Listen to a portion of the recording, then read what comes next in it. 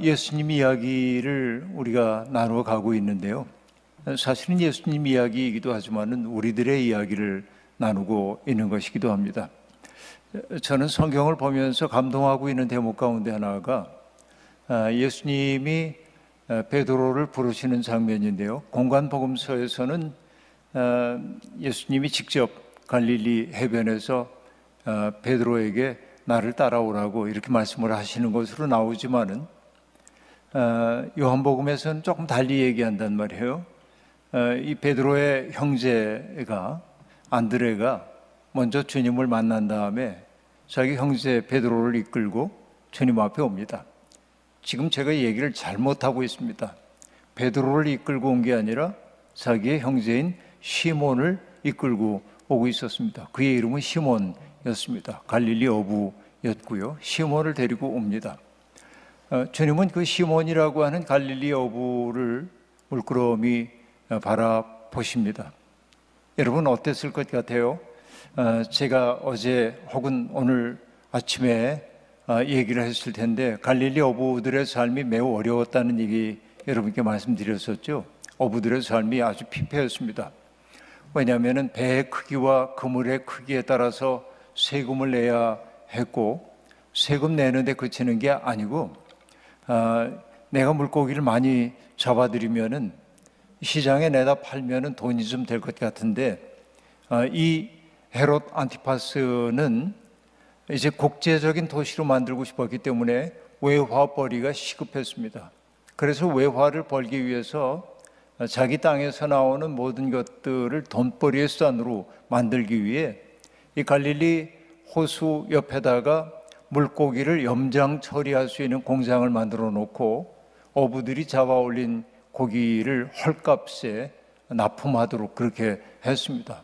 그러니까 이 어부들의 삶이라고 하는 게 막중한 세금 부담, 그리고 물고기를 많이 잡았다고 해도 헐값으로 넘겨야 하는 억울함, 이런 것들이 많았을 겁니다. 그러면 여러분, 이 시몬이라고 하는 사람의 표정이 어땠을 것 같습니까, 여러분? I'm happy, 그러고 여러분 스마일 했을 것 같습니까? 그럴 리가 없죠. 그 시대에 대한 울분 같은 거, 정말 죽지 못해 산다 하는 그 마음이 있었을 거고, 그런 시몬이 주님 앞에 왔습니다. 그런데 예수님이 그 시몬을 보면서 이렇게 말씀하시지 않잖아요. 시몬, 인상이 참 더럽군요. 그렇게 얘기 안 하잖아요. 그렇죠? 인상이 왜 이렇게 험악해 보이세요? 이렇게 말 안 합니다. 시몬에게 주님이 하신 말씀은 뭐냐면, 시몬, 그대는 베드로가 되어야 하오. 그렇게 말합니다. 베드로 혹은 게바라고 하는 말, 번역하면 뭐죠? 반석이라고 하는 말입니다. 그대는 반석이 되어야 합니다 라고 얘기를 하고 있습니다. 여러분, 우리도 어떤 사람의 첫인상을 바라보면은 첫인상을 보고 이 사람 좀 험하게 생겼네, 그럼 별로 가까이 하고 싶지 않아요. 얼굴이 낯빛이 어둡고 그리고 사나운 표정을 짓고 있는 사람을 보면 그렇게 만나고 싶은 생각이 없는 게 사람입니다. 그런데 주님은 그런 베드로의 겉모습이 어땠는지 저는 잘 모르지만은 성화 속에 그려진 베드로의 모습은 상당히 그럴싸한 모습입니다만, 생각해 보세요. 노동으로 온몸이 굳어왔던 일평생을 살아온 사람, 그것도 시대적 울분에 시달리고 있는 사람이 그렇게 아름다운 모습이었을 거라는 생각이 잘 안 들어요. 그런데 그 시몬을 보고 주님이 인상 좀 험하구려 그렇게 말 안 하잖아요. 시몬, 나는 그대에게서 베드로를 보았어요 하고 말하는 거예요. 당신 속에 있는 반석과도 같은 것을 내가 봤어요. 그렇게 얘기한단 말입니다. 이게 이제 중요합니다. 독일어 성경으로 보자고 한다면, 나는 그대를 게바 곧 베드로라고 부르겠소라는 뜻으로 새겨지기도 하지만은 그대는 베드로가 되어야만 합니다 라는 뜻이기도 합니다. 그렇게 새길 수 있는 말이라고 볼 수 있습니다. 여러분, 예수 그리스도께서 사람을 보는 방식을 보여주고 있는 것입니다. 나다나엘이라고 하는 사람을 또 다른 친구들이 데리고 주님 앞에 이렇게 옵니다. 나다나엘은 갈릴리에서 온 이 랍비가 좀 남다르다고 하는 친구들의 이야기를 듣고 뭐라고 빈정거립니까?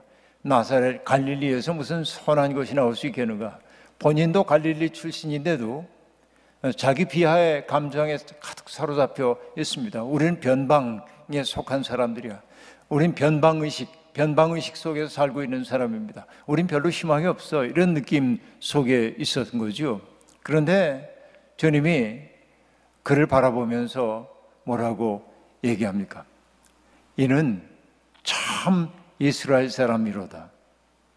이 사람 속에 간사한 것이 없도다 하고 말합니다.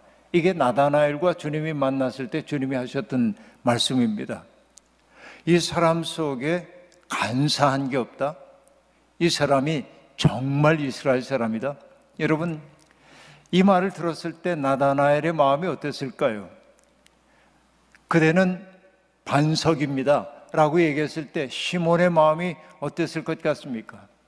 여러분, 사람은요, 우리들 속에 누군가가 호명해 주는 것, 이것이 내가 될 때가 아주 많이 있습니다.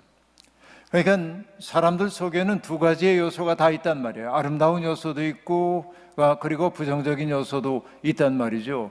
그런데 내가 소망하는 바는 뭐냐면 내 앞에 서 있는 이 젊은이를 바라보면서 이 젊은이가 너무나 아름다운, 찬양하고 교회에서 이렇게 정말 헌신하는 모습을 보면 얼마나 좋아요. 그러나 이 젊은이들 속에도 악의 충동도 있고 선의 충동도 있는 거예요. 사람은 누구나 다 그래요. 그래서 인간을 가리켜서 어떤 이들은 그렇게 얘기하죠. 인간은 신과 악마 사이에 싸움터라는 거예요. 인간의 마음이. 하나님이 이길 때도 있고 악마가 이길 때도 있다는 거죠. 신과 악마의 투기장이라고 얘기를 한단 말이에요. 그러니까 여러분 앞에 서서 말하고 있는 저 자신만 하더라도 내 속에 악의 가능성이 없다고 절대로 얘기할 수가 없는 것입니다. 내가 살인자가 되지 않은 까닭은 뭐냐면 살인해야만 하는 동기, 살인해야만 하는 상황 속에 내가 놓여 있지 않았던 것뿐이에요. 운이 좋아요. 아직까지는. 내가 도둑질하지 않고 살 수 있었던 까닭이 뭐냐면 도둑질하지 않아도 될 만한 삶의 여건이 내게 주어졌기 때문에 그런 거란 말이에요. 그러니까 우리가 어떤 사람들을 보고 함부로 얘기할 수가 없는데 누구에게나 우리는 잘못을 저질 수 있는 거죠. 살인을 저질렀기 때문에 살인자인 게 아니라 우리가 내면 속에 살인자가 있기 때문에 살인이라는 행동을 한단 말이죠. 그러니까 여러분, 모든 사람 속에 두 가지 가능성이 있다고 한다면 우리가 정말로 이웃을 사랑한다는 말이 뭘까 생각해 보면 그 사람 속에 있는 선한 것을 호명해내는 게 이웃사랑이에요. 내가 보기엔. 어디 여러분 한국으로 얘기하면은 에너지 빈곤층들에게 연탄 날라주는 거, 이것도 이웃사랑 맞아요. 그 수혜를 당한 사람들에게 의연금을 보내주고 생필품을 보내주는 거, 이것도 이웃사랑 맞아요. 그러나 이웃사랑은 프로그램만이 아니에요. 우리가 일상적으로 만나는 사람들 속에 있는 가능성 가운데 악의 가능성을 이끌어내는 게 아니라 선의 가능성을 이끌어내는 것, 이게 이웃사랑이다 말이죠. 그러니까 우리가 하나님 사랑, 이웃사랑하고 이제 이렇게 얘기하지만은 이 둘이 아니라 하나이거든요. 그러니까 이웃사랑은 프로그램이 아니라 인생의 태도여야 함을 제가 얘기하는 거예요. 그러니까 여러분, 김춘수 시인의 꽃이라고 하는 시, 아마 기억나는 분들 있을는지 모릅니다만 내가 그의 이름을 불러주기 전에 그는 다만 하나의 몸짓에 지나지 않았다. 그러나 내가 그의 이름을 불러주었을 때 그는 내게로 와 꽃이 되었다라고 말합니다. 호명하는 행위가 무엇보다도 중요해요. 그러니까 예수 그리스도께서 시몬을 바라보면서 반석을 호명해 내셨고 나다나엘을 바라보면서 간사한 것이 없는 참 이스라엘 사람을 호명해 내셨기 때문에 나다나엘은 그 운명을 살 수밖에 없었고 시몬은 그 운명을 살아낼 수밖에 없었던 거예요. 이게 예수 그리스도예요. 그러니까 오늘 주님이 우리를 이 자리에 불러주신 까닭은 다른 것 아닙니다. 우리들이 죄의 노예처럼 되어 있는 경우가 많잖아요. 자기 비하에 빠지고 남들에게 차마 말할 수가 없어서 그렇지, 내가 살아온 모습, 내 내면 속에 벌어지고 있는 것을 여기 스크린에 비친다고 한다면 내가 어떻게 살까? 아, 부끄러워. 이렇게 우리는 살고 있는데 주님은 뭐라고 얘기하냐면 괜찮아. 그게 사람이지 말이지. 예수 그리스도의 사랑으로 품어 안아주시고 우리를 녹여주시는 거 아니에요. 여러분, 그리스의 문학가인 니코스 카잔차키스라는 분이 있는데 그분이 썼던 그리스인 조르바라고 하는 책에 보면 조르바가 자기를 고용해 준 나라고 하는 화자에게 이렇게 얘기합니다. 대장, 이 그리스 사람들은 친밀한 사람을 대장이라고 불러요. 그러니까 자기 아저씨도 대장이라고 부르고 이렇게 대장이라고 부르는 거예요. 그 소설 가운데 미할리스 대장이라는 책도 있습니다. 니코스 카잔차키스에. 근데 어쨌든 자기를 고용해 준 주인에게 이 조르바가 얘기하는 거예요. 대장, 하나님은 굉장한 임금님이십니다. 그러자 나가 묻습니다. 조르바, 그게 무슨 얘기야? 하나님이 굉장한 임금이라는 게. 그러자 이야기 하나를 들려줍니다. 조르바가. 하나님은요, 천국 문 앞에 베드로를 세워놓고 베드로의 손에다가 물이 흠뻑 묻은 스폰지를 들려주신다는 거예요.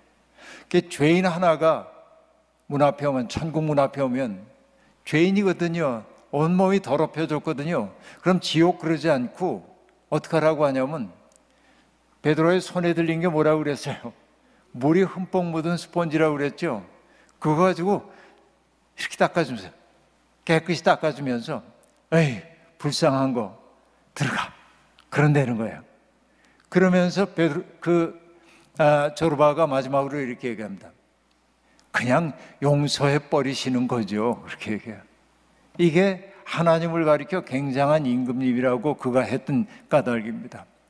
여러분, 우리의 죄가 주홍빛보다 더 붉은데 주님 앞에서 내가 떳떳하다고 얘기할 수 있는 사람 아무도 없어요. 그러나 주님은 우리에게 괜찮아. 너의 한계와 너의 아픔을 내가 알아. 그렇죠? 여러분, 간음하다 잡혀온 여인을 보았을 때 주님이 뭐라고 하십니까? 사람들이 돌을 들고 기세등등하게 이 여자를 쳐 죽일까요? 라고 얘기했을 때 주님은 너희 중에 죄 없는 자가 먼저 돌로 치라 라고 말씀하시며 쭈그리고 앉아 뭔가를 땅에 쓰셨습니다. 나이 든 사람부터 돌멩이 하나둘 내려놓고 다 돌아갔습니다. 그때 몸을 일으켜 세우신 주님이 뭐라고 얘기하셨죠? 너를 치려는 사람들이 어디 있냐고 묻습니다. 아무도 없습니다. 그러자 주님이 얘기합니다. 그동안 살아온 그 이야기 전혀 얘기 안 해요. 내 죄를 내가 알렸다 이런 얘기 안 해요. 뭐라고 얘기합니까? 가서 다시는 죄를 짓지 마. 이 얘기는 뭐죠? 가서 다시는 죄를 짓지 말라고 하는 얘기는 지금까지 살아온 그대의 삶을 내가 받아 안았다고 하는 얘기 아닙니까? 그런 얘기죠.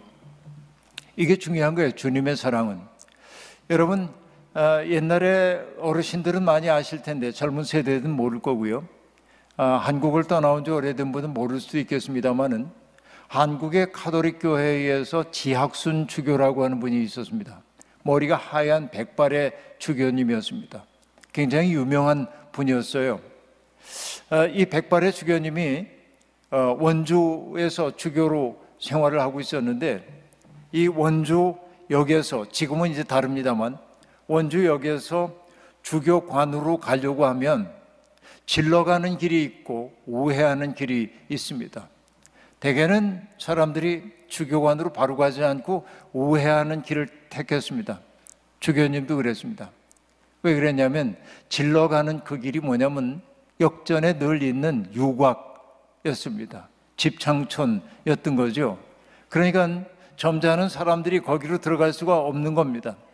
그런데 어느 날 이 주교님이 기차에서 내려가지고 몸이 고단하셨든지 먼 길을 돌아갈 생각이 없으셨던 모양이에요. 그래서 그 유곽 쪽을 향해서 이렇게 통과해서 주교 집으로 이제 가려고 그러는데 다 알아요. 그 거리에 있는 여인들이 누구인지 다 알아요. 워낙 유명하기 때문에 모르는 사람이 없어요.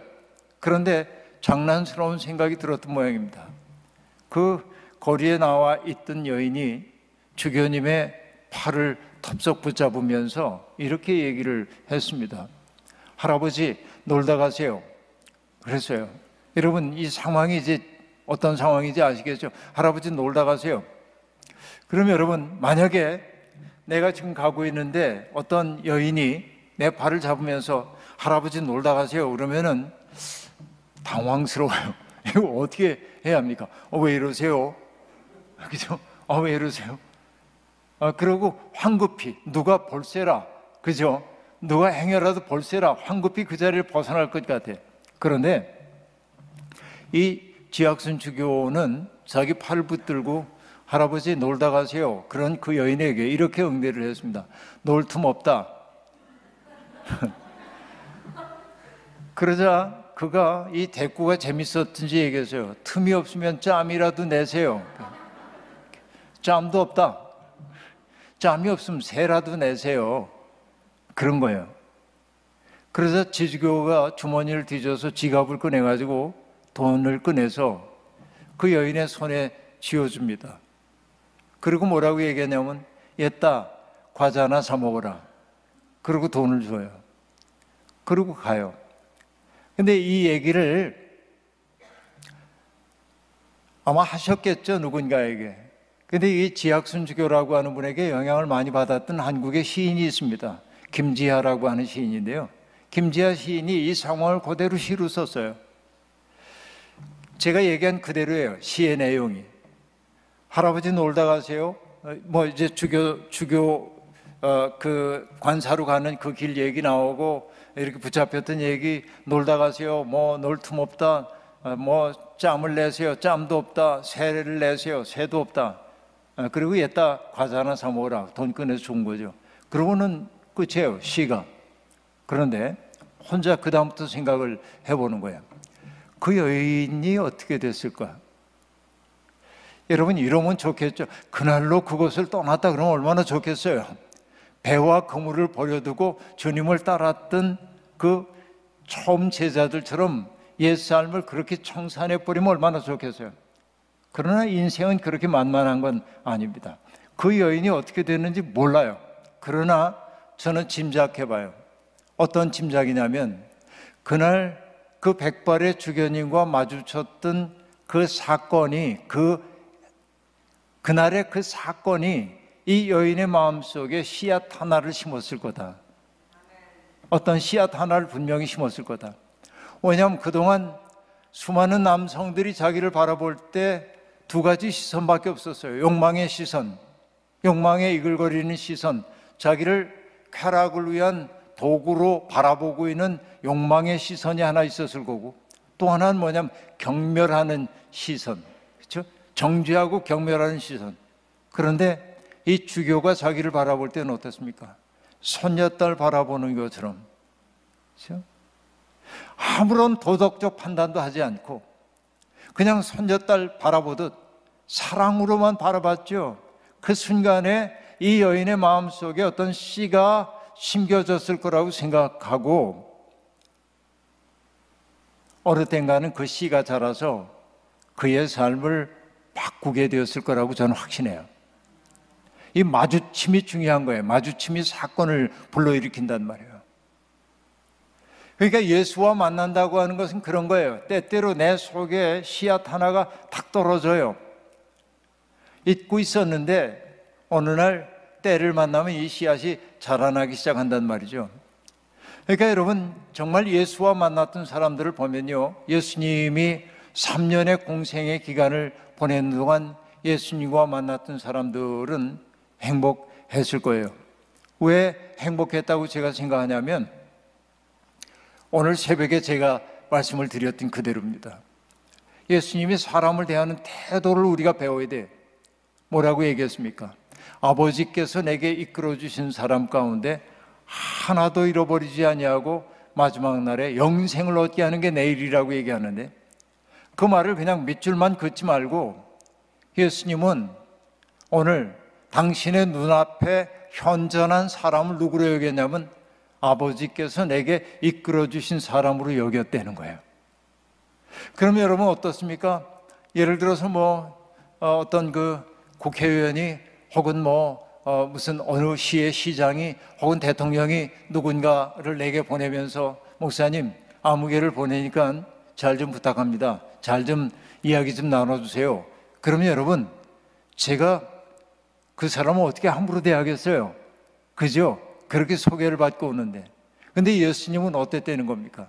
내 앞에 있는 사람들을 하나님이 내게 보내주신 사람으로 여겼다는 거예요.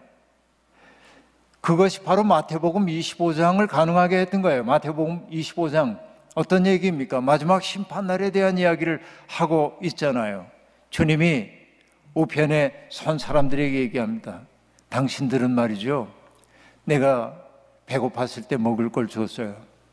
내가 목말랐을 때 마실 것을 주었어요. 내가 헐벗었을 때 내게 입을 옷을 주었어요. 내가 나그네 되었을 때 나를 영접해 주었죠. 그대들은 내가 병들었을 때 찾아와 주었어요.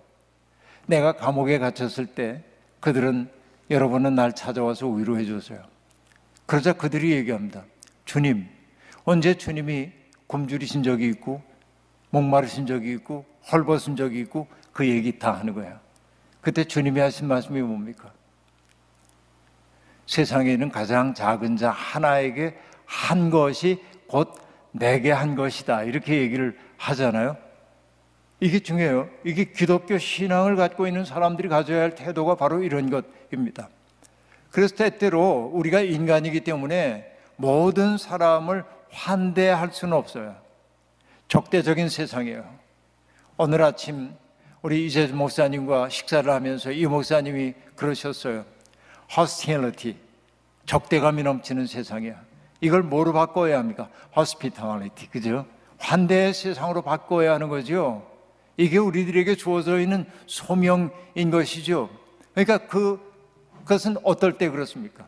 내 앞에 온 사람 하나하나를 아버지께서 내게 보내주신 사람으로 여길 때 정성을 다할 수 있을 거 아니에요.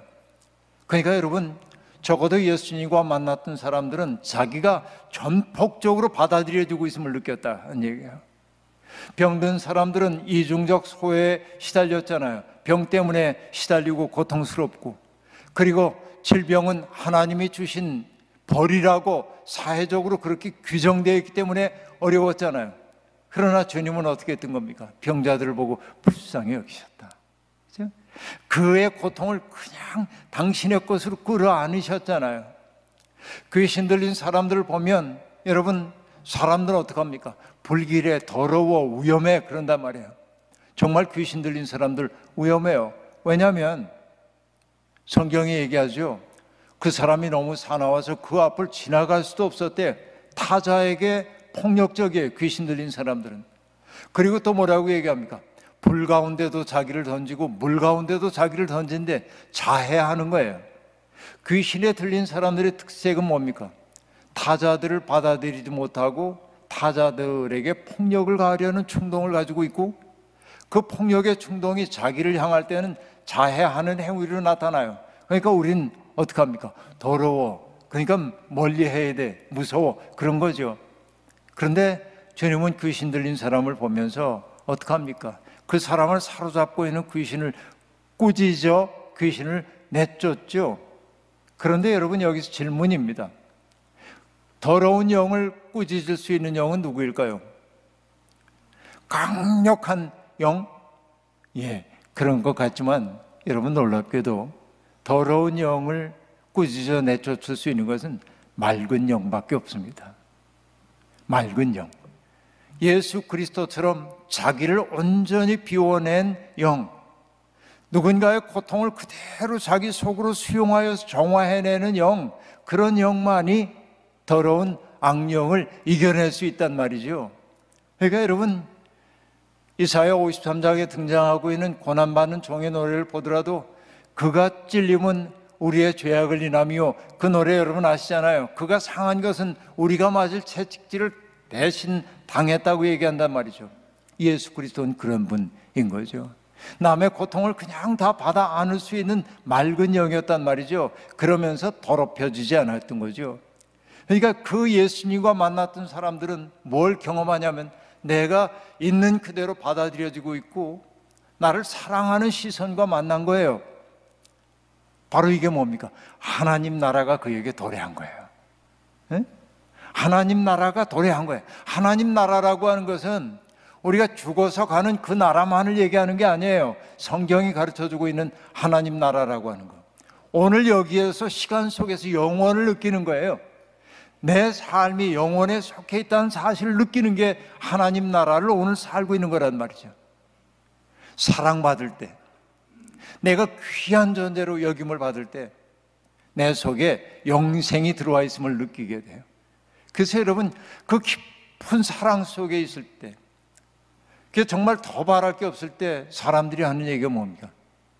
죽어도 여한이 없다 그러죠. 왜 죽어도 여한이 없어요? 이미 천국을 맛봤기 때문에 그런 거예요. 그게. 그러니까 예수님과 만난 사람들은 바로 그런 걸 경험했어요. 병든 사람들, 귀신 들린 사람들, 그리고 자기가 아무것도 아니라고 생각했던 사람들이 그 예수님과의 만남을 통해서 하나님 나라를 맛본 거예요. 그러니까 회개하라, 하나님 나라가 가까이 왔다라고 주님이 선포했지만은 예수의 존재 자체가 하나님 나라였어요.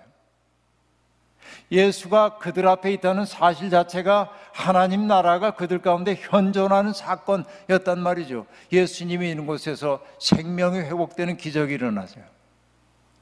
그래서 여러분, 저는 만약에 내게 기회가 주어진다고 한다면, 예수님과 만날 수 있는 기회가 주어진다고 한다면, 신학적으로 궁금한 거 많이 있을 수 있겠지만 여러분도 궁금한 거 많죠? 천국이 어떠한가요? 뭐 이런 거, 삼일체의 신비에 대해서 말씀해 주세요. 온갖 얘기할 것 같은데 저 그런 거 하나도 묻고 싶지 않아요. 그냥 말없이 주님 따라서 일주일 따라다니고 싶어요. 그냥 볼래요. 저 같으면. 뭘 보고 싶으냐면 예수님이 길을 걸어가시는 모습도 보고요, 예수님이 음식 드시는 모습도 보고 싶고요, 예수님이 고통받는 사람을 만날 때 그 눈빛이 어떻게 빛나는지를 보고 싶고요. 여러분, 제가 여기 갈보리 교회 오기 전에 델라웨어에서 말씀을 전하고 잠깐 랑카스터에 있는 그 랑카스터 제1연합감리교회에 들렀습니다. 아펜젤라 선교사를 한국으로 파송한 교회이기 때문에 그 교회를 찾아갔던 거예요. 거기에서 캐더린이라고 하는 자원봉사자와 만났습니다. 그 교회가 하고 있는 일에 대한 이야기를 쭉 소개를 받았습니다. 그런데 2층으로 올라가가지고 캐더린이 제게 이렇게 얘기했습니다. 우리는 이 노숙자들을 위해서 밥을, 급식 봉사를 하는 이런 일을 하고 있었는데 몇 년 전부터 우리가 시작하고 있는 것이 목욕시설을 만들고 그분들이 샤워할 수 있도록 하고 있다는 거예요. 그 bath 서비스를 한다는 거예요. 그래서 이렇게 쳐다봤는데 캐더린의 눈에 눈물이 맺혔어요. 그리고 뭐라고 얘기하냐면, 이분들이 새로운 직업을 얻으려면 냄새나는 옷을 입고 더러운 몸으로 갈 수가 없어서 그분들을 목욕할 수 있도록 해주는 게 얼마나 기쁜지 모른다고. 그래서 제가 돌아와가지고 캐더린의 그 얘기를 이렇게 기록을 하면서 뭐라고 얘기를 했냐면은, 누군가를 위해 흘리는 눈물은 렌즈가 되어 하늘을 비춘다, 그렇게 썼는데요. 누군가를 위해 흘리는 한 방울의 눈물은 하늘을 비춰주는 렌즈가 된다는 말을 제가 썼는데요. 그런 것이죠. 예수 그리스도가 고통받는 사람들을 대할 때 어떤 눈빛으로 대하고 그들에게 말씀을 하실 때 어떻게 하실까? 여러분, 예수님이 말씀하실 때 남들에게 거룩하게 보이기 위해서 목소리를 꾸며가지고 웅변적으로 말씀하셨을까요? 안 그랬을 것 같아요. 조용조용 얘기하는데 우렁우렁 가슴에 육박하는 말씀이었지 않겠나. 그러니까 나는 예수님을 카피하고 싶은 거예요. 그분이 어떻게 그렇게 생명을, 하나님 나라를 이 땅에서 전할 수 있었는가, 이런 거 보고 싶다는 거예요. 근데 여러분, 그러니까 예수님의 12 제자들은 복받은 사람들이죠. 그러나 여러분, 이 제자들은 뭔가가 이루어질 것 같아서, 역사가 새롭게 이젠 만들어지는구나, 예수님과 더불어서 새로운 세상이 열리는구나 기대에 벅찼을 겁니다. 이제는 얼마 지나지 않으면은 정말 하나님 나라가 임하겠구나 하는 열정, 그런 뜨거움이 있었을는지 모릅니다. 그러나 그들이 모르고 있는 것 하나 있었습니다. 그건 뭐냐? 기득권을 누리고 있는 사람들이 얼마나 강고한지를 간과하고 있었다 하는 얘기입니다. 그러니까 여러분, 예수 그리스도가 그렇게 아름다운 삶을 살기 시작할 때 그걸 불길하게 바라보고 있는 사람들이 있었죠. 로마 당국자들도 그랬지만은 무엇보다도 뭐죠? 성전을 중심으로 해서 누릴 것 다 누리고 살고 있던 사람들은 사람들의 시선이 예수님에게 가는 것을 몹시 싫어했습니다. 그렇죠. 자기들이 중심이 되어야 하는데 자기들이 아닌 예수라고 하는 사람에게 사람들의 시선이 몰리는 것을 몹시 싫어하게 되었고, 그러니까 그들이 뭐냐면 각종 핑계를 대가지고 예수를 제거하려고 하는 것이죠. 그러니까 예수를 시험에 들게 하려고 하는 질문을 자꾸만 던집니다. 당신의 제자들은 왜 씻지 않은 손으로 음식을 먹소? 왜 안식일에 해서는 안 될 일을 합니까? 율법의 규정을 가지고 예수님을 자꾸 얽어매려고 그러고 예수를 위험한 사람인 것처럼 대중들로부터 분리시키려고 하는 것이죠. 주님은 그 악의 세력이 얼마나 강고한지를 아는 거예요. 제자들은 아직은 그거 몰라요. 예수님은 갈릴리에서 활동하다가 예루살렘으로 올라가십니다. 그러면서 여러분 3번씩이나 제자들에게 말씀하시잖아요. 인자가 예루살렘에 올라가면 대제사장과 서기관과 바리새인들에게 많은 박해를 받고 십자가에 못 박혀 죽을 거라고. 그러나 나는 사흘 만에 부활할 거라고 3번씩이나 경고를 하지만은 제자들 가운데 어느 누구도 그것을 귀담아 듣는 사람이 없습니다. 왜냐하면 예수님과 더불어서 일어나고 있는 기적에 그들의 눈이 멀었어요. 걷지 못하던 사람이 걷죠. 보지 못하던 사람이 보지요. 말하지 못하던 사람들이 말하죠. 나 환자가 낫죠. 귀신 들렸던 사람이 귀신으로부터 해방되는 이 놀라운 신적 역사가 일어나고 있는데 그 역사의 중심이신 예수님이 고난당한다고 있을 수 없다는 거예요. 그들의 계산 속에 예수님의 고난은 없는 것입니다. 오로지 주님의 고난당하실 걸 아는 것은 주님밖에 없는 거예요. 이게 주님을 쓸쓸하게 만들었을 거예요. 여러분, 어떤 사람이 쓴 시를 보니까 이런 대목이 있더군요. 산 계곡에 계곡과 계곡 사이에 다리가 하나 이렇게 놓여 있습니다. 근데 어떤 사람은 그 다리를 황급하게 지나가는 거예요. 근데 어떤 사람은 중간에 서가지고 계곡을 한참 바라봐요. 여러분 같으면 어떻게 하시겠습니까? 그런데 그 시인이 얘기합니다. 그냥 그 다리를 확 건너서 지나가는 사람을 뭐라고 말하냐면 다리를 외롭게 하는 사람이래. 네? 다리를 외롭게 하는 사람이에요. 이게 참 좋아요. 근데 여러분, 저는요 예수 그리스도의 외로움에 대한 생각을 하는 거예요. 당신은 지금 죽음을 향해 가고 있어요.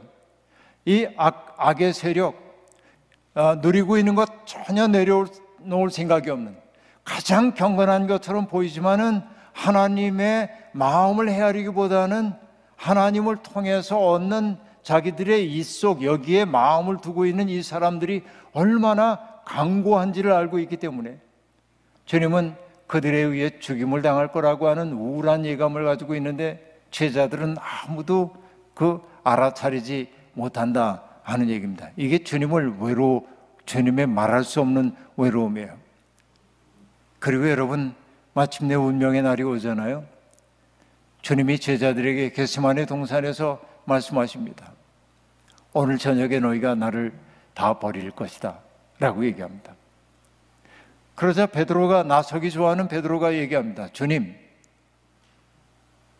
저는 절대로 주님을 버리지도 않고 떠나지도 않을 것입니다. 아니야, 오늘 달개 울음소리가 들려오기 전에 네가 3번 나를 모른다고 할 것이야. 아니요 주님, 그럴 리가 없습니다. 죽음의 자리라도 저는 주님과 함께 갈 겁니다. 여러분, 베드로의 이야기에 진정성이 있습니까? 없습니까? 저는 100% 진정성이 있다고 봅니다. 베드로는 정말 주님을 떠나지 않을 자신이 있었어요. 어떤 위기가 있어도 난 주님 떠나지 않을 거야 자신이 있었어요. 그리고 주님과 함께 죽는 것도 각오가 되어 있었을 거예요. 그러니까 베드로의 그 고백은 진실하다고 저는 믿어요. 그러나 베드로가 알지 못했던 거 하나 있어요. 본인이 얼마나 유약한 존재인지, 자기가 한낱 인간에 지나지 않는다는 거, 공포 앞에서 얼마나 등 돌리기 쉬운 사람인지, 그죠? 자기가 얼마나 약한지를 그는 알지 못했던 것입니다. 그래서 여러분 어떻게 됐습니까? 결국은 우리가 알다시피 가야바 대제사장의 집에서 주님이 신문당하실 때 그 하인이 당신도 그들 가운데 있었죠? 난 아니야. 또 다른 사람이 아니야. 틀림없이 갈릴리 사람인 거 보니까 당신도 그들과 한패인데 이 사람아 당신 무슨 얘기하는지 모르겠어.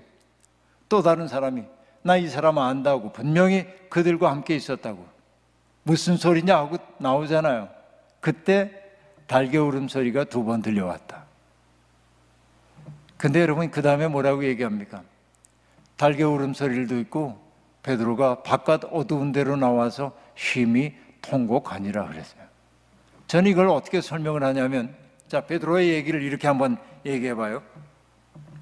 자, 오늘도 이제 은유를 사용하도록 하겠습니다. 포도입니다. 포도송이처럼 보이죠? 그렇다고 해주세요. 포도송이 맞습니다. 아직은 익지 않았어요. 파란 포도입니다. 청포도, 7월에 익는 청포도 아니고 음력 7월에 익는 그냥 파란 익지 않은 포도입니다. 설이 익어 먹을 수가 없어. 이게 뭐냐면 갈릴리 어부 시몬이에요. 근데 예수와 만났어. 예수라고는 은혜의 햇빛을 많이 받고 예수의 꿈을 자기의 꿈에 품기 시작하면서 새로운 세상의 꿈, 그리고 예수님의 사랑을 바라보면서 베드로 속에도 사람들에 대한 사랑이 배어들기 시작해서 그게 결국 뭐냐면 익은 포도, 보랏빛으로 변했어요. 자, 보세요. 초록색 포도입니다. 예수와 만나서 보랏빛으로 아름답게 익었어요. 맛이 들었잖아요. 그런데 맛이 들었는데 이 포도가 어떻게 변한 거냐면 주님을 3번씩이나 모른다고 했어요. 이 포도를 저는 뭐라고 얘기하냐면 으깨진 포도. 바닥에 떨어져가지고 으깨져서 내가 꽤 괜찮은 사람이라고 여겨서 난 줏대도 있고 의지도 있고 어떤 경우에도 주님 버리지 않을 거야. 자신 있었는데 그가 알지 못했던 건 뭐냐면 자기가 얼마나 약한 사람이지. 그러니까 공포가 찾아왔을 때 그는 자기의 의지와 상관없이 난 모르오, 아니요, 점점 강하게 부정하기 시작한단 말이에요. 이게 베드로의 으깨져서, 그래서 한 얘기가 뭡니까? 바깥 어두운 데 나가 통곡하니라. 내가 아무 쓸모없는 으깨진 포도가 되어버리고 말았단 말이에요. 오늘 우리의 상황이 어떤지를 보세요. 그러나 여러분 여기에서 그쳤다고 한다면 베드로는 비참하게 인생을 마감했을지도 모릅니다. 내일 우리가 해야 할 이야기이긴 하지만은 주님이 십자가 처형당하시고 부활하신 주님이 베드로를 찾아오시고 그를 사랑으로 용납하시고 그에게 새로운 소명을 주셨을 때 그때 베드로는 완전히 변화돼. 그래서 뭐가 되냐면 으깨진 포도가 포도주로 변해요. 썩지 않는 포도주로 변해요. 그리고 마지막에는 뭐냐면은 예수 그리스도를 위해 고난받는 것을 기뻐하는 사람으로 바뀌었잖아요. 그 포도주는 뭐냐면 성찬의 포도주까지 변하는 거예요. 이게 한 존재의 아름다운 변화예요. 그럼 보세요. 다시 한번 이 복습 삼아 얘기해 봅니다. 처음엔 뭐였다고요? 시몬이, 갈릴리 시몬이? 푸른 포도예요. 익지 않은 포도예요. 예수와 만났더니 그 인격 속에 타자들에 대한 사랑 같은 게 배어들어가지고 맛있게 변했어요. 익은 포도가 됐어요. 꽤 괜찮잖아요. 그러나 그 운명의 날 운명이 그를 타격했을 때 장담했던 자기는 무너져버리고 말았고 그리고 처절하게 울었어요. 그 무슨 포도라고요? 으깨진 포도. 그런데 그 다음에 중요한 게 뭐냐면 유대인 랍비가 들려주는 얘기인데요. 한 랍비가 다른 랍비에게 질문을 합니다. 선생님, 왜 옛사람들은 하나님의 말씀이 우리의 가슴에 있다고 얘기하지 않고 우리의 머리 위에 있다고 얘기했습니까? 그러자 그 선생님이 얘기합니다. 자아가 쪼개지고 무너질 때 비로소 들어오는 거래, 말씀이. 나라고 하는 거, 내가 꽤 근사한 사람인 것 같은 거, 그거 무너지지 않은 말씀 안 들어와요. 그러니까 여러분, 베드로에게 주님을 부정했던 그 쓰라렸던 경험이 없었다고 한다면 베드로 되기 어려워요. 으깨진 포도가 되었어요. 그러나 주님은 그 으깨진 포도를 그냥 두지 않고 부활하신 주님이 사랑으로 부둥켜 안자 그는 변화됐어요. 포도주로. 안 썩어요 이제는.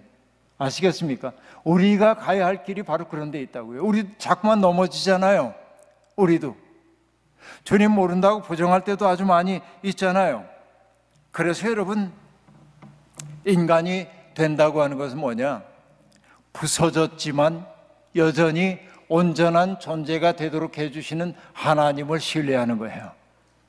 내가 지난날에 어떤 죄를 저지르고 살았든지 간에, 내가 얼마나 못나게 굴었든지 간에 과거에 붙들려 있지 말고 주님 앞에 우리 자신을 맡길 수 있어야 한다는 얘기예요. 여러분, 미국 교사들의 교사라고 일컬어지고 있는 파커 팔머라고 하는 분이 계십니다. 그분의 온전한 삶으로의 여행이라고 하는 그 책에 보면은 이런 이야기가 나옵니다. 그는 매해 1년에 한두 차례씩 바운더리 워터스라고 하는 곳에 가서 리트릿을 하곤 했습니다. 그곳에 가가지고서는 야생 딸기도 따서 맛을 보기도 하고, 소나무 껍질의 냄새를 맡기도 하고, 새소리를 듣기도 하고, 그리고 해안을 철썩철썩 치는 물소리를 듣고, 그러다 보면 자기의 불안정함마저도 사랑할 수 있는 힘이 생긴대. 좋죠? 쉴 줄도 알아야 합니다. 그런데 1999년 7월에 허리케인이 불어와가지고 그가 그렇게도 아끼고 사랑했던 바운더리 워터스에 있는 나무 수십만 그루를, 2천만 그루의 나무를 초토화시켰어요. 2천만 그루나.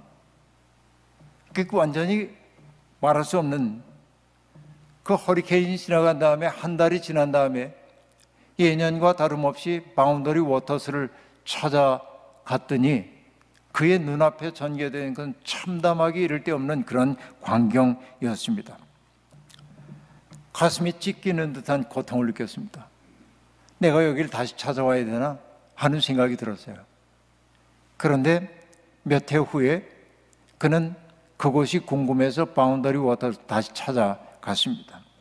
그런데 그는 이렇게 고백하고 있습니다.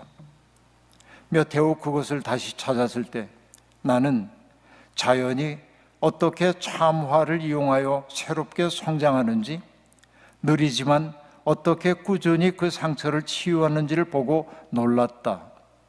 그리고 파커 팔머는 그때 놀라운 깨달음을 하나 얻었다고 얘기합니다. 삶의 온전함이란 완전함이 아니야. 세상에 어떤 사람도 완전할 수가 없어요. 온전함이란 뭐냐? 깨어짐을 우리의 삶의 불가피한 일부분으로 받아들이면서 깨어짐을 바탕으로 더 나은 존재가 되는 게 온전함이래요. 여러분, 죄 짓지 않는 사람이기 때문에 하나님에게 받아들여지는 것 아닙니다. 우리가 완벽한 사람이기 때문에 하나님 사랑받는 것 아닙니다. 우리는 넘어지고 일어서기를 반복합니다. 그러나 넘어질 때마다 우리는 방향을 잘 잡아 일어나야 합니다. 가야 할 곳을 알아야 합니다. 제가 여러분 군목으로 훈련 받을 때, 군대 목사 훈련을 받을 때인데요. 굉장히 재미난 훈련들이 많이 있는데 제일 웃기는 훈련이 하나 있었습니다. 그게 뭐냐면 야간 축성 훈련 이런 건데, 야간에 어떻게 이제 적으로부터 나를 숨기기 위해 어떻게 땅을 파고 의장할 것인지 뭐 이런 거, 또 야간에 적진에 가게 될 때 정숙 보행을 해야 되는, 조용히 가야 되는데, 그래서 그 멜빵을, 그 총의 멜빵을 총신에다 이렇게 묶고, 그리고 앞으로 이렇게 해서 몸으로 총을 가린 다음에 발을 들어 올려 가지고서는 살살 돌려 앞에 장애물이 없는지를 보고 발 내려놓고, 밤중에 하면 괜찮은데 낮에 하려니까 얼마나 웃겨요. 이게 서로 다 보는데, 다 보면서 이 짓을 하니까 얼마나 웃기는지 모르는데, 그 일을 하는데 더 웃기는 건 뭐냐면 가상으로 하는 거예요. 교관이 외쳐요. 조명탄. 그럼 조명탄이 딱 올라간 거예요. 발각되기 쉽잖아요. 그때 해야 하는 일이 뭐냐면은 바닥에 얼른 엎드려서 총을 깔고 배로 총신을 다 가리고, 왜냐하면 금속은 이제 빛을 반사하니까 총신을 다 가리고 고개를 푹 숙이고 있으려는 거예요. 그리고 교관이 이렇게 얘기합니다. 그런데 조명탄의 불빛이 땅 가까이 와서 흐려질 때 살짝 옆을 둘러가지고 내가 가야 할 방향을 보래요. 근데 저는 여기서 인생의 깨달음을 얻었어요. 그게 뭐냐? 살다 보면 내가 앞을 향하고 있는데, 앞을 향해 가고 있는데 더 이상 앞으로 가지 못하도록 하는 방해물을 만나 엎드려야 할 때가 있어요. 그죠?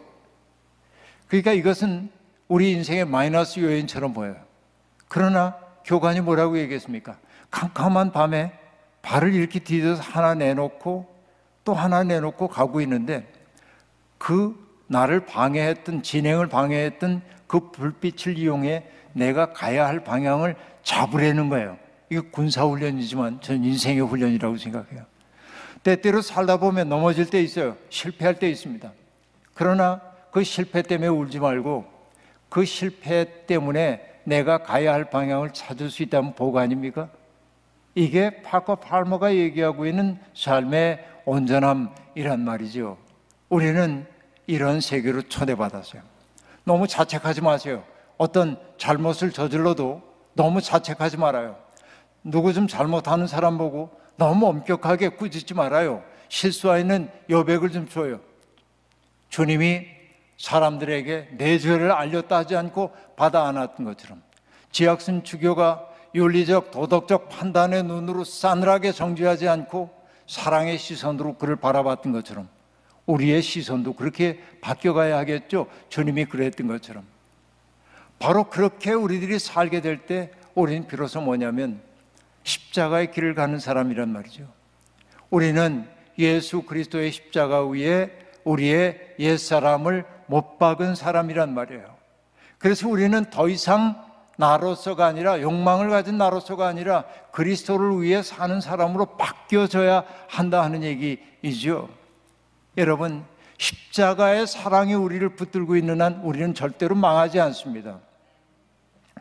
여러분, 제가 좋아하는 우리 그 친구라고도 하고 형이라고도 하고 그러는 선배 목사님이 있습니다.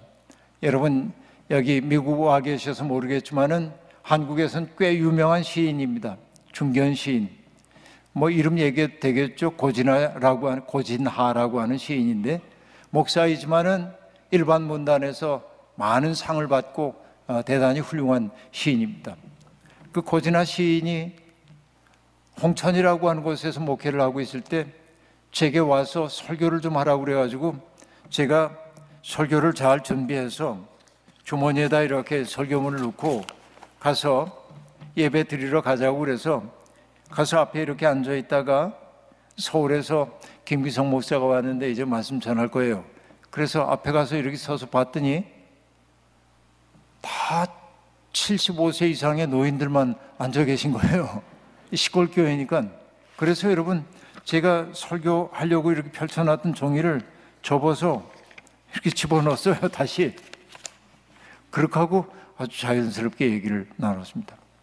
예배를 마친 다음에 예배당에 걸려있는 십자가를 봤는데, 이 십자가도 어느 장로님이 손수 깎은 십자가라는 말씀을 들었습니다.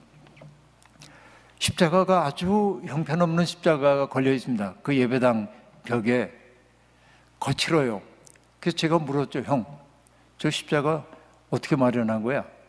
그러자 그 고진아 목사님이 얘기합니다. 저거 어느 날 내가 이 자기 동네에 이렇게 지나가고 있는데 관에서 가로수를 심잖아요. 조그만 가로수를 심었는데 이 가로수가 바람에 넘어지면 안 되니까 뭐 해줘요? 버팀목을 대주잖아요. 버팀목을. 그런데 나무가 이제 둥치가 커지고 어지간히 커져서 뿌리가 든든하다고 여기니까 뭘 해요? 버팀목 제거해가지고 던져놨더래, 나무를. 근데 그 나무를 가만히 보고 있으니까 버림받은 그 나무가 자기처럼 느껴지더래요. 이 벽촌에 와 있는 자기. 그래서 그걸 갖다가 칡넝쿨을 가지고 이렇게 십자가 모양을 만들어서 건 거예요. 그리고 그가 이름을 뭐라고 붙였냐면 버팀목 십자가 그랬어요. 여러분 때때로 버림받은 것처럼 느껴질는지 몰라도 버팀목 십자가가 우리의 삶을 버티게 하고요, 인간의 세상에 의해 버림받은 그분이 우리를 서게 만든다는 사실을 잊지 말기를 바랍니다. 그리고 여러분, 또 다른 십자가 하나 얘기를 해야 할 텐데요, 그건 뭐냐면 강원도 고성이라고 하는 곳에 있는 교회에서 본 십자가인데, 십자가가 어떻게 생겼냐면 나무판 두 개가 여러분이 나란히 서 있다고 생각해 보세요. 나무판 두 개가 요만큼 간격을 두고 요렇게 서 있는 거예요. 요렇게. 근데 여기에서 요만큼 따냈어. 십자가 모양이 되죠? 다시 한번 해볼까요? 나무판 두 개를 나란히 요렇게 세웠어요. 수직으로. 근데 이 나무판에서 요 중간 부분을 요만큼 따냈어요. 그럼 십자가 모양이 나오죠? 근데 그 십자가는 채워진 게 아니라 뭐예요? 비어 있는 거죠? 그걸 통해 세상을 보는 거예요. 제가 물어봤어요. 이 십자가는 어떻게 된 겁니까? 그러자 그 목사님이 얘기합니다. 사실은요, 이 십자가는 저 마을 논이 있는 그곳에 서 있었던 큰 느티나무가 있는데 바람에 넘어졌다는 거예요. 그 방치된 채 있었는데 마을 이장님한테 제가 이거 가져가도 됩니까? 그러니까 아이 골칫거리인데 뭐 가져가시죠. 그걸 실어다가 제재소에 가가지고 판넬 두 개를 만들어 달라고 했고, 그리고 그걸 갖다가 아까 얘기한 대로 그대로 세우고 여기만 딱 따내서 빈자리를 만들어서 그걸 통해 뭘 보냐면 마을을 바라보는 거야. 십자가를 통해, 비어있는 십자가를 통해 마을을 바라봐. 마치 느티나무가 그곳에 우뚝 서서 사람들에게 그늘이 되어 주었고 쉴터가 되어 주었고 대화의 장이 되어 주었던 것처럼, 그 넘어졌던 그 나무를 베어다가 십자가를 만들어서 그 십자가의 눈으로 세상을 바라보고 싶어서 만든 십자가. 아름답지 않습니까? 여러분, 이렇게 형태적으로 굉장히 이쁘게 만든 십자가 많이 있지만 그래요. 그 십자가, 자기 빔의 십자가. 또 하나는 삼례라고 하는 곳에 있는 우리 후배 목사 교회인데, 우리도 교회 건축하는데 조금 도움을 줬는데, 교회 입당하는 날 가봤더니 십자가 모양이 어떻게 되어 있냐면 이렇게 이제 강목이 나란히 이렇게 되어 있는 게 아니라 이렇게 되어 있는 거예요. 이렇게 위아래도 이렇게 되다가 뾰족하게 이렇게 끝나는 거예요. 저게 무슨 어떻게 만든 십자가인가 하고 물어봤더니 그 목사님이 얘기합니다. 나무로 이렇게 예배당 건물을, 조그만 건물을 짓다 보니까 나무 베어내는 나머지 부분들이 있잖아요. 근데 그거 화목으로 쓸 수밖에 없는 건데 그걸 보니까 자기 마음이 너무 아프더래. 얘들은 사용되지 못하고 잘려져 가지고 버림받는 것 같아서. 그 버림받는 짜투리 나무를 갖다가 엮어 가지고 만든 십자가예요. 이름하여 짜투리 십자가. 버림받은 것들을 사용하는 거죠. 전 여기에서 은혜를 받았어요. 버팀목 십자가, 짜투리 십자가, 비어있는 십자가 말이죠. 여러분, 어떤 경우에라도 주님은 우리를 버리지 않으신단 말이죠. 작년에 스크랜튼 서거 100년이 돼가지고 양화진에 있는 선교사 묘원에 혼자 찾아갔습니다. 날이 그렇게 좋지 않아서인지 선교사 묘원에 한 명도 없었어요. 저 혼자 190 몇 명 되는 선교사 묘원의 묘비 하나하나를 살피며 다니는데 비문을 읽다 보니까 어떤 이는 한국에 들어온 지 일주일 만에 세상 떠나고, 태어난 지 한 달밖에 안 된 아이도 죽고, 선교사의 아이들이.